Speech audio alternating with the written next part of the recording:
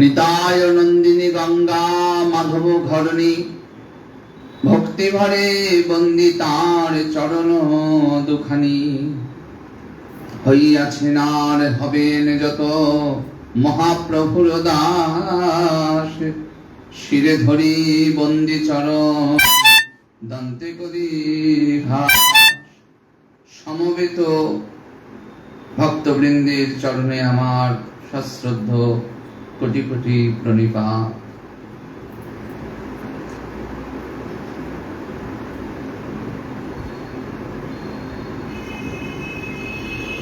শ্রীমদ্ ভাগবতের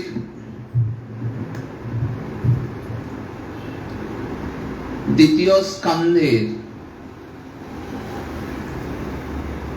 নবম অধ্যায়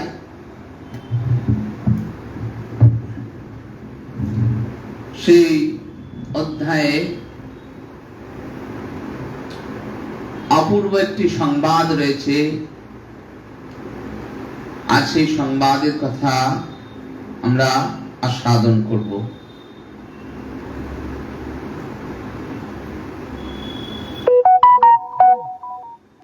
আধ্যাত্মিক পথে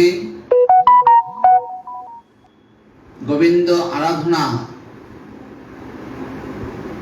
সেটি সর্বোত্তম। শ্রীমদ্ ভাগবতে শ্রী শুক মুখে আমাদের সৌভাগ্য হয়, আমাদের জীবনের কৃপা আশীর্বাদের ফলে আমরা তা অবগত হতে পারি।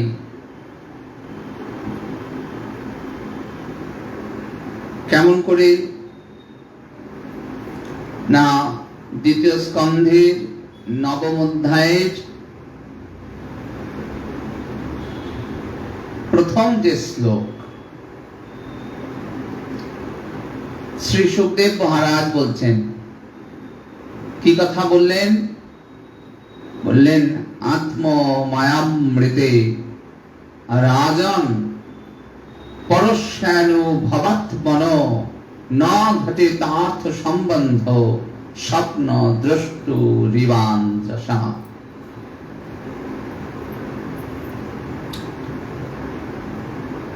জীবন জগৎ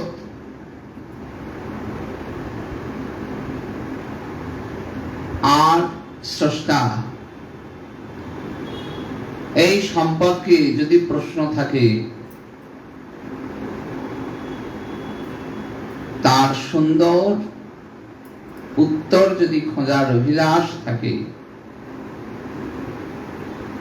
তাহলে শাস্ত্রের কাছে আমাদেরকে প্রপন্ন হতে হয়। শাস্ত্রের কাছে যখন আমরা নতমস্তকে জিজ্ঞাসা করি, জানতে চাই, আমরা নিবেদন করি যে আমার এই অজ্ঞানতা দূরীভূত হোক।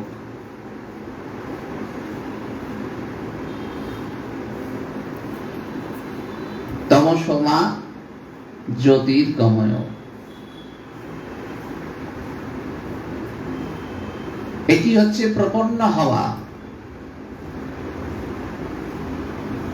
অসতমা সদ্গময়, এটি হচ্ছে প্রপন্ন হওয়া। আমাদের শাস্ত্রে এই প্রপন্ন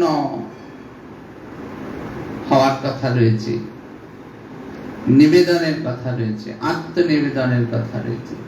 যদি আত্মজিজ্ঞাসা থাকে, তাহলে আত্মনিবেদন থাকতে হবে, নতুবা তাকে জানা যাবে না।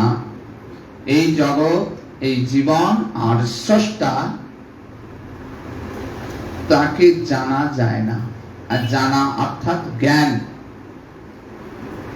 জ্ঞানের সূর্য যখন প্রকাশিত হবেন, তখন এই যে অজ্ঞানতা, অবিদ্যাজনিত যে কষ্ট, সেই কষ্টটা আপনা আপনি দূরীভূত হবে। পরপর এগুলো সম্পর্কযুক্ত। যে আমি আত্মনিবেদনের মাধ্যমে জানবো, এই জানাটাই তো জ্ঞান ধাতু। জ্ঞান, যেখান থেকে জ্ঞান, কি জানা, তাকে জানা, তাকে জানা আর আমাকে জানা। আমি কে, কেন এলাম, কোথায় ছিলাম, কোথায় যাব, আমার কি সবকিছু এখানেই শেষ কিনা, ইত্যাদি ইত্যাদি ইত্যাদি বিভিন্ন প্রকারের জানার ইচ্ছা। এটি জ্ঞান ধাতু, এখান থেকে জ্ঞান শব্দ। আর যখন আর গভীরে জানা হয়, তখন ওই অবিদ্যা অমৃতম অশ্নুতে, এই অবিদ্যা দূরীভূত হয়ে যায়। কি হয়? বিদ্যা অমৃতম অশ্নুতে। উপনিষদ বললেন অবিদ্যা দূরীভূত হয় আর বিদ্যা অমৃতম অশ্নুতে। অমৃত কি বস্তু তা আমরা পাইনি, কিন্তু শাস্ত্র বললেন যে অমৃত নামক একটা বস্তু জগতের জীব পেতে পারে, সেটা হচ্ছে বিদ্যা। বিদ্যার দ্বারা এই জীবনে একটা অমৃত বস্তু লাভ হতে পারে। তাহলে অবিদ্যার দ্বারা পাওয়া যাবে না, অবিদ্যার দ্বারা পাওয়া যাবে না। যদি অমৃত বস্তুকে পেতে হয়, তাকে পেতে গেলে বিদ্যা অমৃতম উষ্ণতে, ওই বিদ্যার দ্বারা অমৃতত্বকে পাওয়া যায়। একটা পথ ধরেছে, যে এই পথে পাওয়া যায়। তাহলে যতক্ষণ অবিদ্যা আছে ততক্ষণ অমৃত পাওয়ার সম্ভাবনা নাই। যেই অবিদ্যা দূরীভূত হয় তবেই, তাহলে অবিদ্যা দূরীভূত হলে জ্ঞান সূর্যের প্রকাশ ঘটতে হবে। আর জ্ঞান সূর্যের প্রকাশ তখন ঘটবে যখন নিবেদন করা হবে। অসতো মা সদ্গময়, তমসো মা জ্যোতির্গময়। যে আমার ফুটে উঠুক অন্তরে সমস্ত বিদ্যা, আমি জানতে চাই, আমাকে জানাও। অর্জুন বলেছিলেন শিষ্য তে অহং সাধিমাং তাম প্রপন্ন, আমি প্রপন্ন হলাম তোমার কাছে। যতক্ষণ না প্রপন্ন হয়েছেন ততক্ষণ গোবিন্দ কথা বলা শুরু করছেন না, গোবিন্দ উপদেশ দেওয়া শুরু করছেন না। উপদেশ দেবেন কেমন করে? উপযুক্ত পাত্র না হলে উপদেশ দেওয়া যাবে না। সেই কারণে দেখবেন ভারতীয় সকল শাস্ত্রে গুরু শিষ্য সংবাদে শিষ্য প্রশ্ন করেন, আর উপযুক্ত প্রশ্ন যখন পান তখন আপনা আপনি শ্রী গুরুদেব আপন গুরু মুখ পদ্ম নিঃসৃত সেই সকল আত্মোপলব্ধির বাণী বর্ণন করে, নতুবা করেন না, আপনা আপনি করেন না। শিষ্য যখন প্রণত হয়ে প্রপন্ন হয়ে শ্রী গুরুদেবকে জানান, তাহলে উপযুক্ত পাত্র হতে হবে, তবে এই জ্ঞানের কথা জানা যাবে। তাহলে দেখুন, যিনি জানছেন তার কতখানি ভাগ্যের প্রয়োজন হয়। যদি উপযুক্ত ভাগ্য না হয় তাহলে কিন্তু জ্ঞান তার কাছে আসবে না। সুখদেব মহারাজ তিনি বলছেন, মহারাজ পরীক্ষিতের মতো দীনতা প্রাপ্ত যে ভক্ত, সেই ভক্তের কাছে তিনি উজাড় করছেন গোবিন্দের কথা, গোবিন্দের লীলার কথা। এই গোবিন্দের লীলার কথা বলতে গিয়ে আমরা যে সৃষ্টিকর্তা ব্রহ্মার কাছে ব্রহ্মার কথা জানি যে তিনি স্রষ্টা, সেই ব্রহ্মার তত্ত্বখানিও জ্ঞাপন করছেন।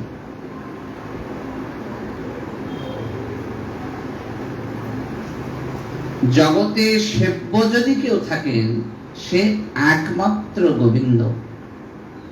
গোবিন্দ ভিন্ন জগতে সেব্য দ্বিতীয় বস্তু নাই।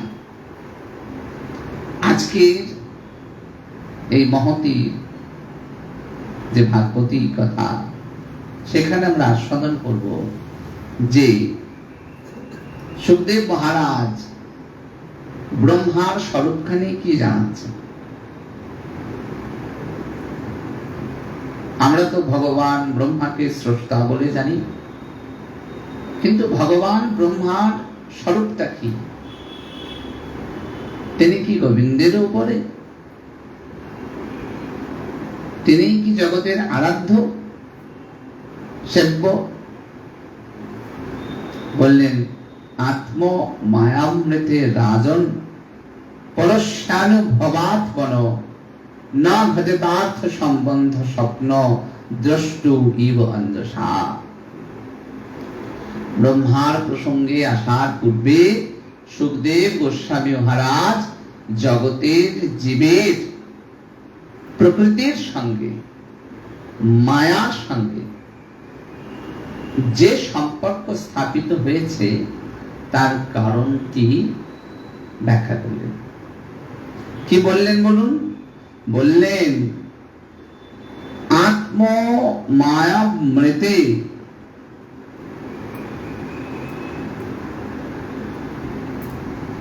আত্ম মায়া মৃতে রাজন পরস্য অনুভব আত্মন।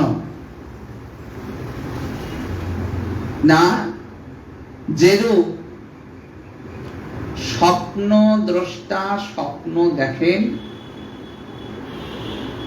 স্বপ্ন দ্রষ্টার সঙ্গে স্বপ্নের সম্পর্ক স্থাপিত হয়, ঘটে তো অর্থ সম্বন্ধ, যেমন সম্বন্ধ স্থাপিত হয়। সুখদেব মহারাজ বললেন জগতের জীবের স্বরূপটা কি? বলেন ঘটে তো অর্থ সম্বন্ধ, যে সম্বন্ধ স্থাপিত হয়। কোন সম্বন্ধ? বলেন স্বপ্ন দেখার সময় জীবের সঙ্গে স্বপ্নের যে সম্পর্ক, স্বপ্নের সঙ্গে জীবের যে সম্বন্ধ হয়, জীব অস্বীকার করতে পারে না, তাকে স্বীকার করতে হয়। আত্মমায়াম রীতে বললেন ঠিক সেই রকম গোবিন্দের যে মায়া রয়েছে, যে মায়া শক্তি রয়েছে,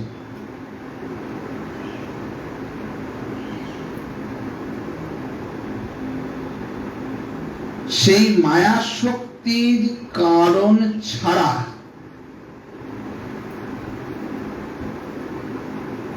দেহাদির সহিত জ্ঞান স্বরূপ আত্মার বস্তুত সম্বন্ধ সংগঠিত হয় না।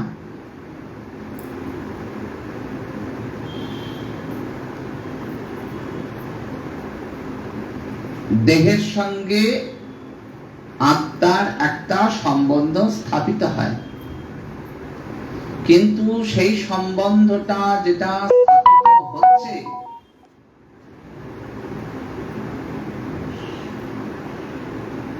দেহের সঙ্গে আত্মার, দেখবেন শ্রীমদ্ ভগবদ গীতায় আত্মা সম্পর্কে বিস্তৃত বলা হয়েছে, বিস্তৃত। এবং সিদ্ধান্ত করলে দেখা যায় নৈনং ছিন্দন্তি পাবক নৈনং দহতি পাবক নৈনং ছিন্দন্তি শস্ত্রাণি। সে চিৎ বস্তু, আত্মা তো চিৎ বস্তু, আত্মার স্বরূপ অতি সূক্ষ্ম, অতি সূক্ষ্ম।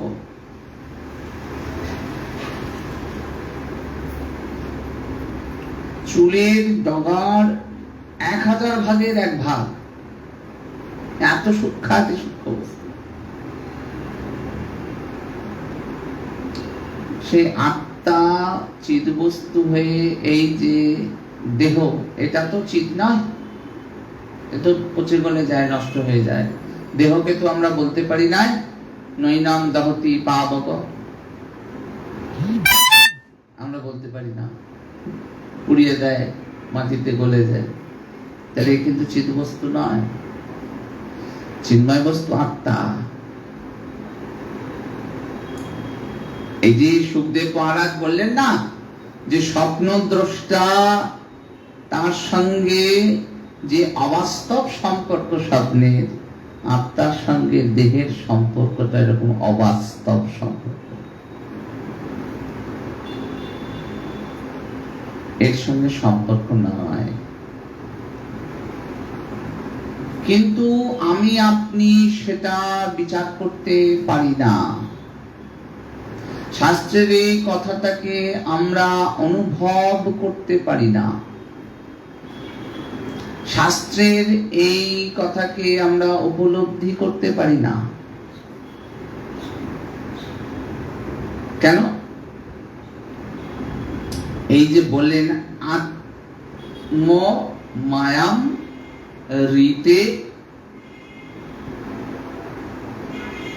শ্রীহরির যে আত্মা, শ্রীহরির যে মায়া, সেই মায়ার এমন একটা প্রভাব আছে।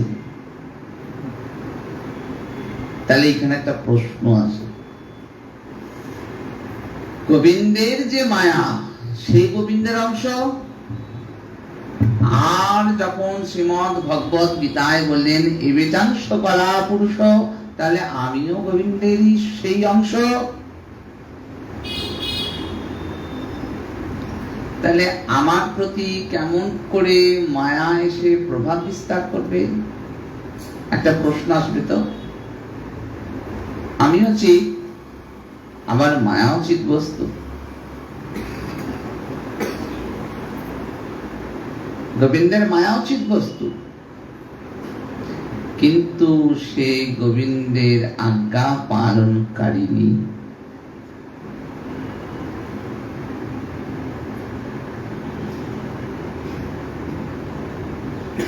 সে অধিক বলবতী। আত্মা হচ্ছে অনুচিত বস্তু। মায়ার শক্তিটা বলবতী। গোবিন্দের যে মায়া শক্তি, আমরাও শক্তি, কিন্তু সেটা অনুরূপে আছে, ছোট রূপে আছে। কিন্তু মায়ার শক্তিটা বড়। তাই কি হয়, মায়া বলবতী হয়ে যায়। ওই যে কৃষ্ণদাস কবিরাজ গোস্বামী বলেছেন, কৃষ্ণ বলি সেই জীব অনাদি বহির্মুখ। এটা সহজ কথা, কিন্তু আপনি প্রশ্ন করেন নাই। অর্জুনকে গোবিন্দ বলছেন, যদি জানতে চাও তাহলে প্রশ্ন করো, পরিপ্রশ্নে নাও, না করলে তুমি জানতে পারবে না। এখন প্রশ্ন হলো, জীব কবে থেকে বহির্মুখ হয়ে গেছে? কেন বহির্মুখ হয়ে গেছে? বললেন এটা অনাদিকাল থেকে। এক কথায় উত্তর দিয়েছেন যে অনাদিকাল থেকে। কেউ জানি না, আমাদের কারোর পক্ষে জানা সম্ভব হবে না। শাস্ত্র জানান নাই। কেন? কারণ শাস্ত্রও তাকে জানতে পারে না, ব্রহ্মাদি দেবতারা তাকে জানতে পারেন না। মহাদেব তাকে জানতে পারেন নাই, তাহলে আমরাও তাকে জানতে পারবো না। যেটুকু জানিয়েছেন দয়া করে কৃপা করে আমরা সেইটুকু জানতে পারি। জীব অসহায়, এইটা জীব যখন মানতে পারে তখন তার সুখ আসে, যদি মানতে না চায় তার আর সুখ আসে না। তিনি অব্যক্ত, তিনি অবিচিন্ত, তাকে চিন্তা করা যায় না।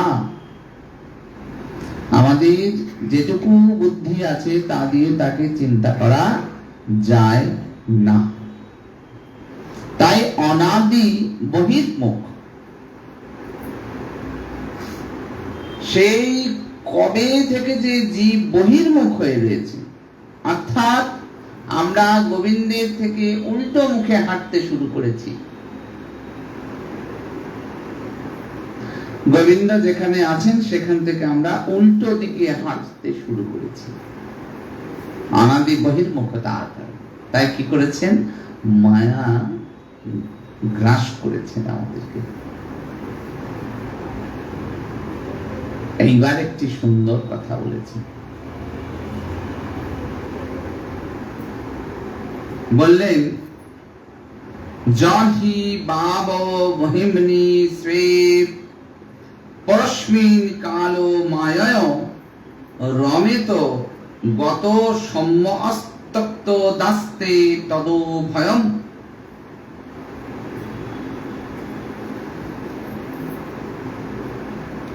তাহলে জীবের গতিটা কেমন হবে?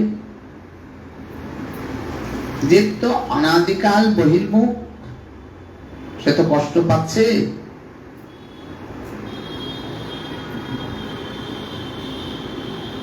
না, জীব যখন এই পুরুষ এবং প্রকৃতির পারে পেরিয়ে যায়, এর বাইরে যেতে পারে, তখন কি হয়? তখন জীবের এই মোহটা বিদূরিত হয়। দেখুন, মায়া যখনই কবলীকৃত হয়ে গেলাম আমরা, তখনই একটা আমিত্ব চলে আসে সংসারে, যে যা কিছু করছি সমস্ত কর্মের দায়ভারটা আমার। একটা অহংবোধ জাগ্রত হয়। এই পরিবার পরিজন, আপনজন, বন্ধু বান্ধব, সমস্ত রকম স্বার্থযুক্ত যা কিছু সম্পর্ক, এই সব কিন্তু ওই গোবিন্দ শক্তি মায়ার সংরচনা। এই জন্য রবীন্দ্রনাথ তার একটি গানে বলেছেন, আমি যেতে চাই তব পথ পানে,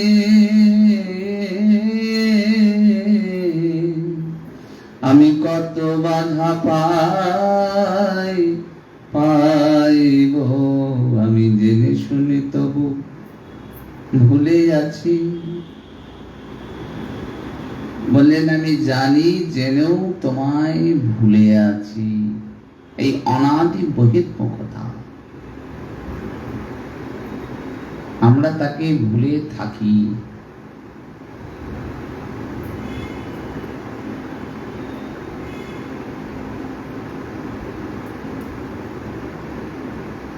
এই বহির্মুখতা থেকে কিন্তু কখনো কখনো অযাচিত ভাবে গোবিন্দ কৃপা আগমন হয়। কৃপা শব্দের অর্থ করে পাওয়া এটা নয়, এটা অর্ধেক বাংলা অর্ধেক সংস্কৃতে হয়ে যায়। তাহলে মানেটা ক্রি অর্থাৎ করা, আর পা অর্থাৎ পাওয়া নয়, পা অর্থাৎ পান করা। তাহলে করে পাওয়া এই অর্থ করা যায় না।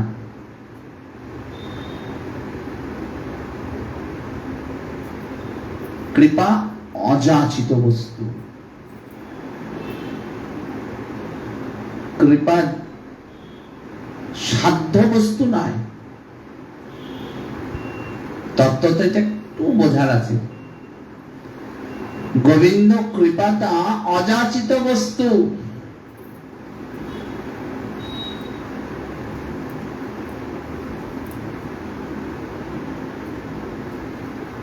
তার পথপানে চেয়ে থাকা, যে কখন তিনি কৃপা করবেন এইটার পণে চেয়ে থাকা। জানি নাই তো তুমি এলে আমার ঘরে, যে রাতে মোর দুয়ার গুলি ভাঙলো ঝড়ে। এটা অযাচিত কৃপা। তার আশাটা আশা নয়,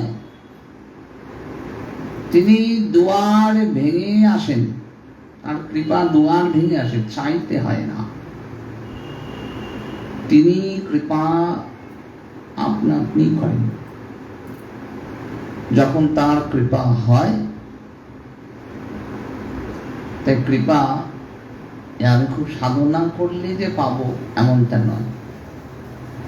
কিন্তু সাধনার একটা কারণ আছে। যোগমুখে, জ্ঞানমুখে এবং ভক্তিমুখের ব্যাখ্যা আছে। যোগীরও সাধনা আছে, জ্ঞানীরও সাধনা আছে, আমার ভক্তেরও সাধনা আছে। এখন ভক্তিমুখে যে সাধনা, সেখানে কি বললেন?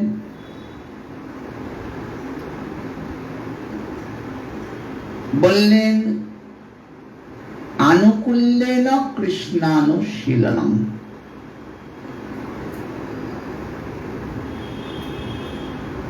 প্রাতিকূল্যস্য বিবর্জনম। যা কৃষ্ণের প্রতিকূলতা আনে, যা কৃষ্ণ সেবায় প্রতিকূলতা আনে, কৃষ্ণ সেবায় প্রতিকূলতা আনে। আমি কৃষ্ণের সেবার জন্য আমার অন্তরে হঠাৎ ইচ্ছা হয়েছে আমি একটু ভোগরন্ধন করে দেব, কিন্তু সেখানে দেখা যায় আমি যেতে চাই তব পথপানে কত বাধা পায় পায়ে পায়ে পায়ে বাধা। পরিবার বাধা দিচ্ছে, আত্মীয়রা বাধা দিচ্ছে, আপনজনেরা বাধা দিচ্ছে। কারণ পরকীয়া রসে গোবিন্দ আস্বাদন করতে চান তার ভক্তকে। একদিকে আমার সব আছে, যাকে সব মনে করছি, তারা কেউ অনুকূল নয়, সবাই প্রতিকূল, সবাই বিরক্ত। আমার কৃষ্ণ ভালোবাসাতে সবাই বিরক্ত। কেন? সবার কৃষ্ণমতি হবে না, সবার কৃষ্ণমতি হয় না, সময় সাপেক্ষ ব্যাপার। ব্রহ্মাণ্ড ভ্রমিতে কোন ভাগ্যবান জীব, এটা সিদ্ধান্ত, কবিতা নয়, সিদ্ধান্ত। ব্রহ্মাণ্ড ভ্রমিতে কোন ভাগ্যবান জীব, গুরু কৃষ্ণ প্রসাদে পায় কৃষ্ণলতা বীজ।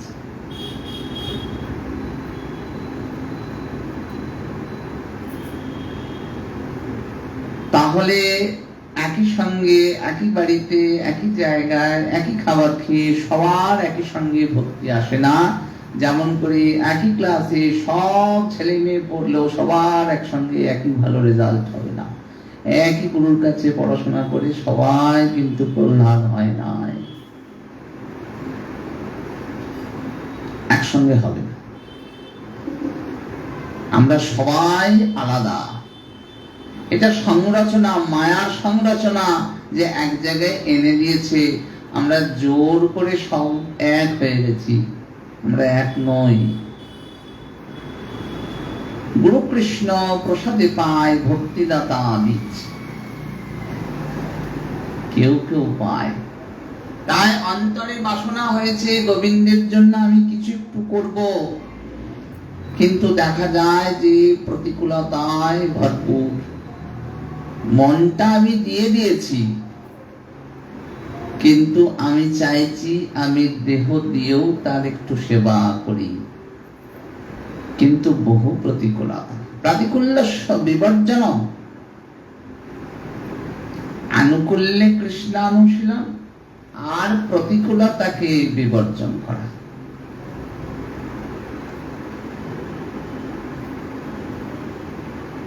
এমনি করে ভক্তের সাধন হয়। এটা ভক্তের সাধন, এটা ভক্তি মার্গের সাধন। কেন এই সাধনটা? মহাজন সিদ্ধান্ত করে দিয়ে গেছেন, বললেন আমায় যদি কেউ মাতা রূপে চায়, কেউ যদি পিতা রূপে চায়, এই চাওয়াটা সাধন। চাওয়াটা চাওয়া নয়, চাওয়াটা সাধন। আসলে কেউ যদি আমায় সখা রূপে চায়, কেউ যদি আমায় পুত্র রূপে চায়, বললেন বেদস্তুতি হইতে তাহা হরে মন। তাহলে চাইলে গোবিন্দকে দিতে হয়। গোবিন্দ তো দেওয়ার জন্য বসে আছেন।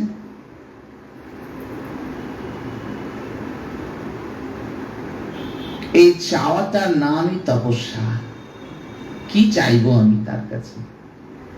যোগীর এক চাওয়া, জ্ঞানীর এক চাওয়া, ভক্তের আর এক চাওয়া।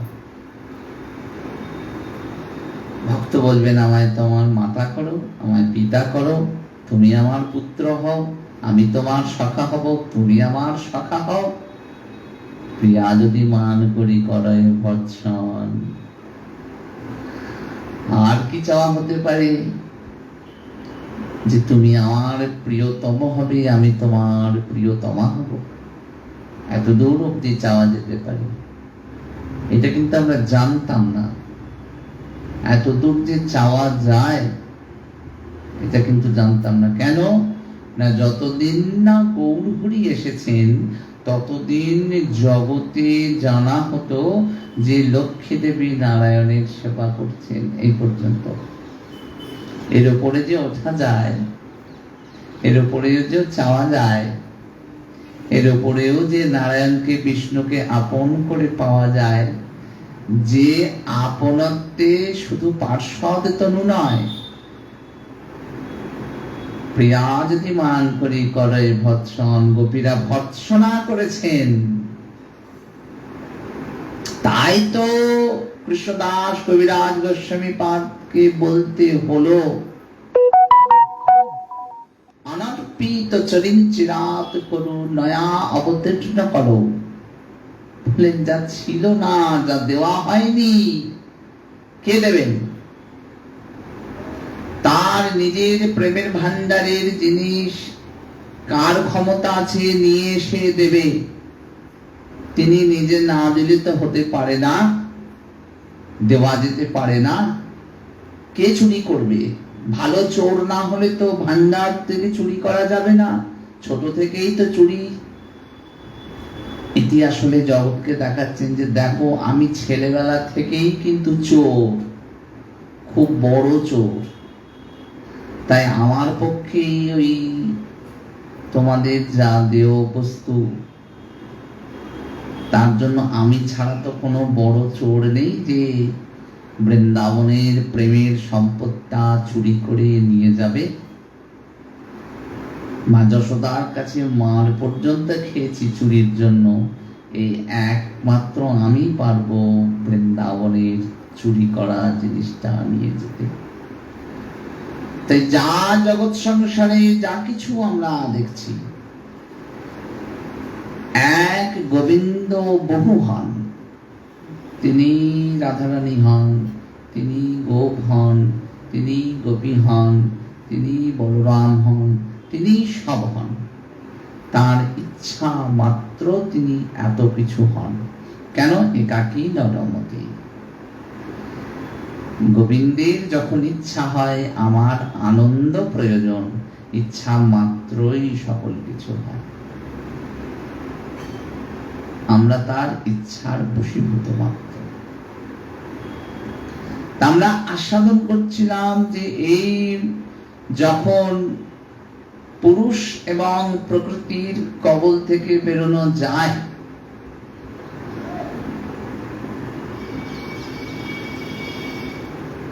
পুরুষ এবং প্রকৃতির কবল থেকে বেরোনো যায়, তখন কি হয় বলেন, এই যে আত্মবুদ্ধি, যে মমত্ববোধ, যে অহংবোধ, সেই অহংবোধটা তখন আমাদের দূরীভূত হয়। যখন দূরীভূত হয় তখন কি হয়, তখন ভগবানের দর্শন হয়। এখন ব্রহ্মাজি একটা দুষ্টর তপস্যা করলেন। কেন না, যেমন করে ওই কখনো যখন অন্তরে আসে, তার নির্দেশ আসে যে এইবার একটু আমার পানে এসো, আমাদের একটা বাসনা হয় যে একটু একটু করে এবার গোবিন্দ সেবা করি। গোবিন্দ সেবা অর্থাৎ আমার সঙ্গে গোবিন্দের একটা সম্পর্ক তৈরি হোক। সেই নির্দেশকে যখন তিনি জানতে পারেন গুরু কৃপায়, মহতের কৃপায়, আমরা আস্বাদন করবো এই গুরু কৃপা, মহতের কৃপা। ব্রহ্মা জানাচ্ছেন মহতের কৃপা হলে অন্তরে বাসনাটা আসে যে আমাকে এবার জানতে হবে। বিদ্যা অমৃতম অশ্নুতে, অনেক অবিদ্যা হলো, আমি জানতে পেরেছি এই যে শ্রবণ কীর্তন বন্দন এ তো সাধন। কখন তার তিনি এসে অন্তরে বসবেন আমরা কেউ জানি না, কোন মুহূর্তে এসে তিনি অন্তরে বসে যাবেন আর আমাকে তার লীলার সঙ্গী করবেন আমরা কেউ জানি না, কখন তার ডাক হবে। তাই যখন শুনতে পাওয়া যায় তখন তার পানে ছুটে যেতে মন করে। তখন আর শুধু অন্তরে হয় না, মনে হয় আমি নিজে হাতে একটু তার সেবা করব, আমি নিজে হাতে। এই যে আমিত্ববোধ, যে ওই মন্দিরে তো হয়ে যাচ্ছে, এই মন্দির ওই মন্দির, সে সব মন্দিরই তো সেবা হচ্ছে, আর আমার নাইবা করলাম, কিন্তু হয় না। দেখবেন ভক্তির অন্তর যখন আকুল হয়ে ওঠে তখন আর কোন মন্দিরের কোন পুরোহিত তার হয়ে সংকল্প করে নাম গোত্র দিয়ে পুজো করলেও মনের অশান্তি যায় না। মনে হয় যেন আমার গোপাল খেলো না, আমার কৃষ্ণকে দেওয়া হলো না। একটু তালের বড়া করে আমি নিজে হাতে একটু দেব, খাবে, খাক না খাক পরের কথা, কিন্তু আমি তো দেব। কোথাও যেন একটা এই সম্পর্কের বাধা পড়ে যাওয়া, বাধা পড়ে যায়। কারণ তার নির্দেশটা কোথাও আসে, তিনি ডাকেন কোথাও, তিনি ডাকেন, তিনি যাবে তার জলদ মন্দ্র রবে, ছুটি পথের কাঁটা পায়ে দোলে সাগরগিরি লঙ্ঘি। এমনি করে তখন ভক্ত ছুটে যান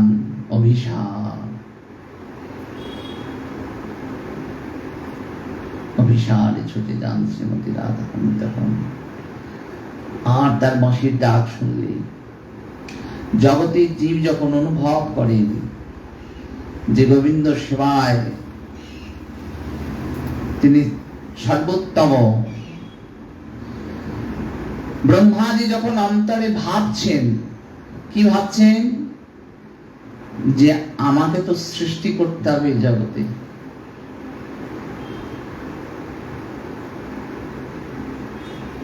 আমাকে সৃষ্টি করতে হবে, এই কথাটা অন্তরে তিনি ভাবছেন। কিন্তু এই ভাবনার সঙ্গে সঙ্গে আরেকটি ভাবনা আছে, যে আমি কেমন করে এই সৃষ্টির যে শক্তি প্রয়োজন, সেই শক্তিটা কোথায় পাবো। তাহলে কেমন বিনয় দেখুন।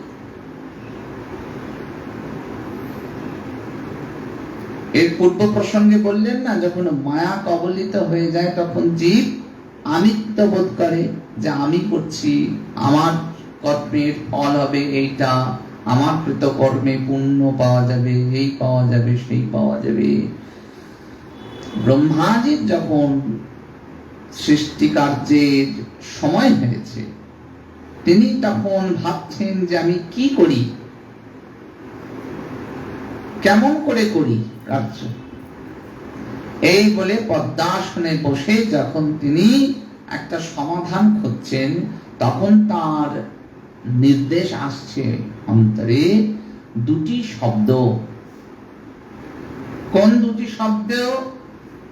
দুটি শব্দ আসছে, সচিন্তয়ন দক্ষরম एको দক্ষরম একদাম একদান্তম। ভাগবত বলেন দুটি শব্দ ব্রহ্মাজি জানতে পারলেন, সেটি হচ্ছে তপস্যা, তপ। এই নির্দেশ শোনার পর যখন তিনি আবার চোখ খুললেন, তখন চারিদিকে আর কোথাও কিছু দেখতে পাচ্ছেন না। তখন তিনি সিদ্ধান্ত করছেন যে নিশ্চয়ই কেউ আমাকে এই নির্দেশ দিলেন, আমাকে তা পালন করতে হবে। এরপর দিব্য হিসেব অনুযায়ী সহস্র বৎসর তিনি দুশ্চর তপস্যা করছেন। ব্রহ্মা যিনি সৃষ্টি কার্য করেন, তিনি সৃষ্টি করতে পারছেন না। এমনি করতে করতে ব্রহ্মার এই তপস্যায় কে তুষ্ট হলেন? তুষ্ট হলেন গোবিন্দ স্বয়ং। আর গোবিন্দ তুষ্ট হয়ে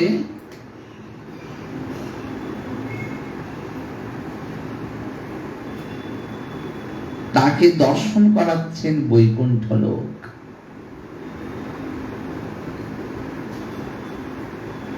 যেখানে এই বৈকুণ্ঠ লোকে যখন ব্রহ্মা দর্শন করছেন, তার একটা অপূর্ব সুন্দর বর্ণনা রয়েছে, বিস্তৃত বর্ণনা।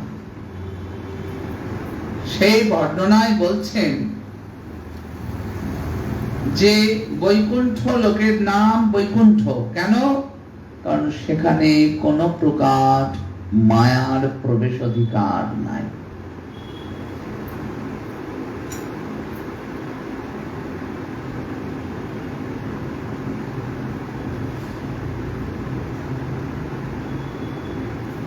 এই প্রকৃতির মায়াধিকার কবলিত যে ব্রহ্মাণ্ড, তার পরে রয়েছে ওই চিদ্ধাম।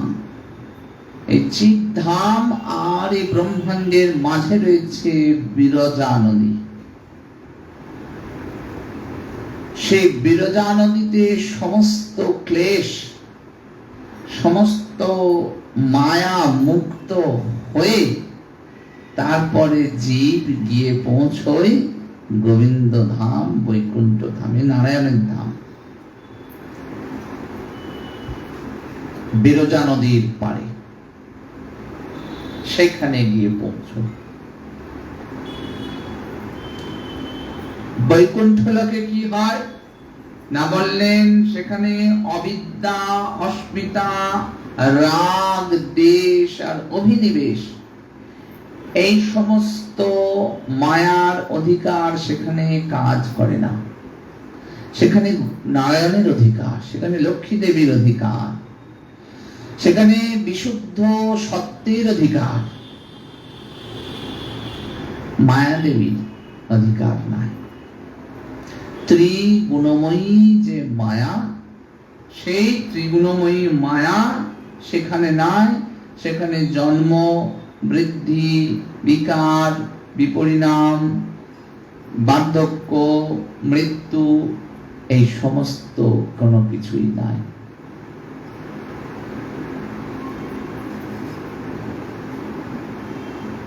ওই মহাসিন্ধুর ওপার থেকে কি সঙ্গীত ভেসে আসে। হেথা নাই রে মৃত্যু নাইকো জরা, সেই জন্য সেই লোকের নাম বৈকুণ্ঠ লোক, সেখানে কোনো কুণ্ঠা নাই।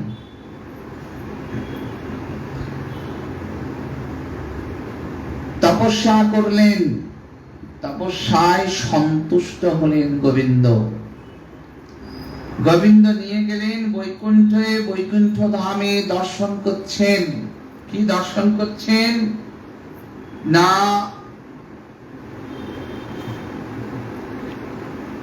শ্যামাবদাতা শতপত্র লোচনা, পিশঙ্গ বস্ত্রা সুরুচ সুপেশস ইত্যাদি ইত্যাদি শ্লোকে বললেন প্রত্যেকের স্বরূপ কেমন। বললেন পদ্মপত্রের মতো টানা টানা প্রত্যেকের চোখ,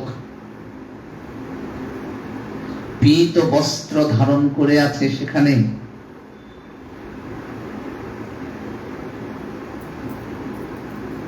এমনি অপরূপ তাদের জ্যোতি,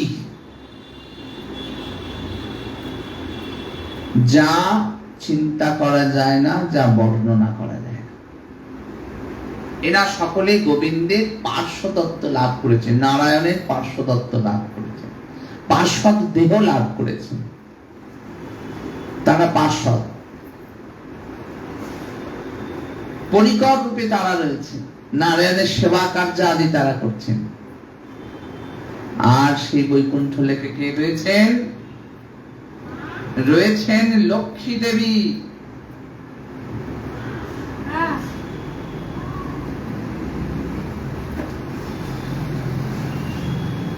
সেখানে নারায়ণের সেবা করেছেন, করে চলেছেন সমানে। আর নারায়ণের লীলা গান করছেন, গুণকীর্তন করছেন পার্শ্বদেরা। সেখানে নিত্য আনন্দময় ধাম সেটা। এইটিকে ভাগবত বললেন এটি যোগপীঠ। বৈকুণ্ঠের এটা যোগপীঠ। সেই যোগপীঠের বর্ণনাটা কেমন বললেন? সেখানে রয়েছে ঋক, সাম, যজু, অথর্ব, 4 বেদ সেখানে সাক্ষাৎ রয়েছেন। আর ধর্ম, জ্ঞান, ঐশ্বর্য, বৈরাগ্য, এই 4টি বিগ্রহ ধারণ করে তারা সেখানে রয়েছেন। 4 বেদ প্রকটিত রয়েছেন। চণ্ডী আদি ষোড়শ শক্তি, 16 প্রকারের চণ্ডী আদি 16 প্রকারের শক্তি সেখানে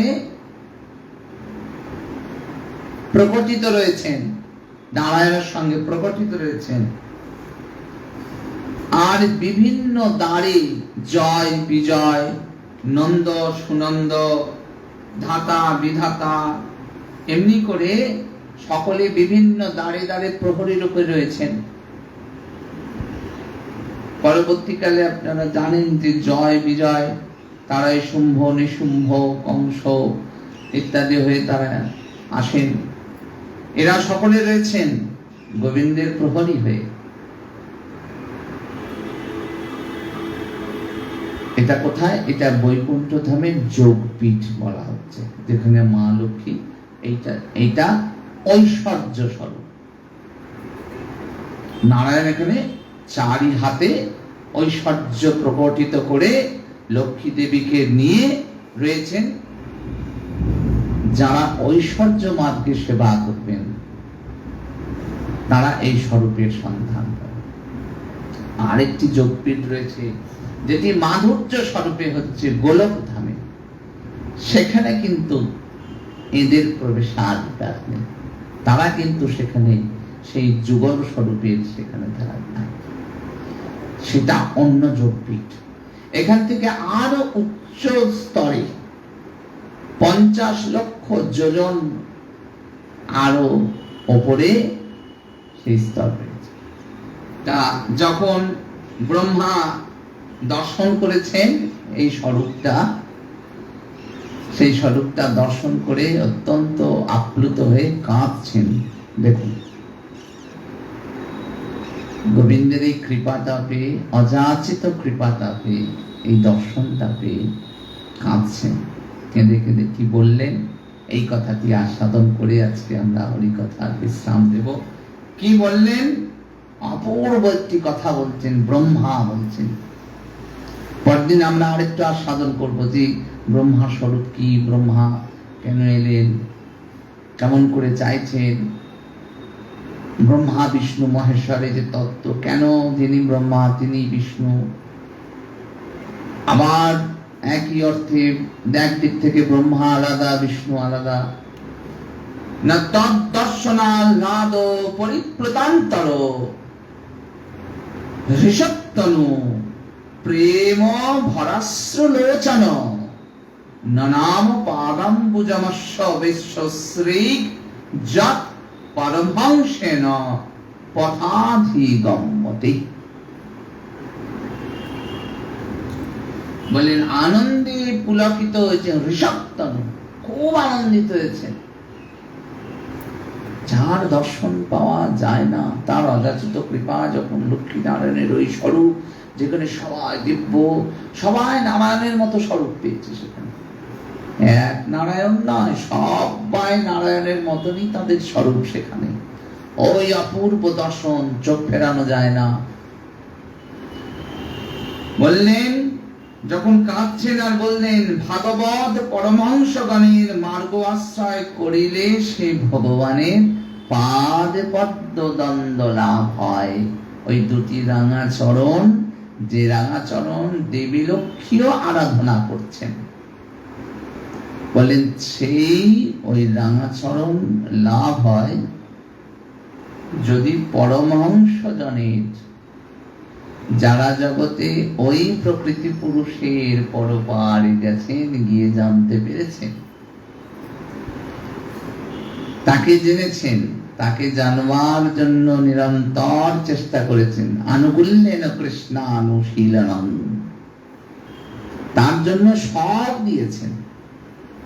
আর নিজের বলে যখন তারা কিছু রাখছেন না, যদি সেই মহাত্মা, সেই পরমহংসজনের আনুগত্য লাভ হয়। এই জন্য দেখুন ব্রহ্মা বলছেন যে এমনি এমনি পাওয়া যাবে না, তপস্যার দ্বারা পাওয়া গেছে কথা বললেন, এ কথা তিনি বললেন না।